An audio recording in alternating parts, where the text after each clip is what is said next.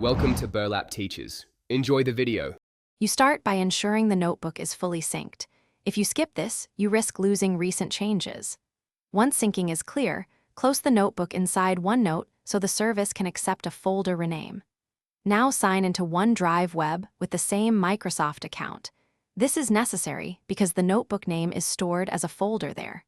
Do these 3 things before touching the name to prevent conflicts and to guarantee OneNote will find the renamed notebook afterward. Next, navigate OneDrive Web to the exact folder that represents your OneNote notebook. It's usually in Documents or a Notebooks folder. Right-click that folder and choose Rename, typing the new notebook name you want.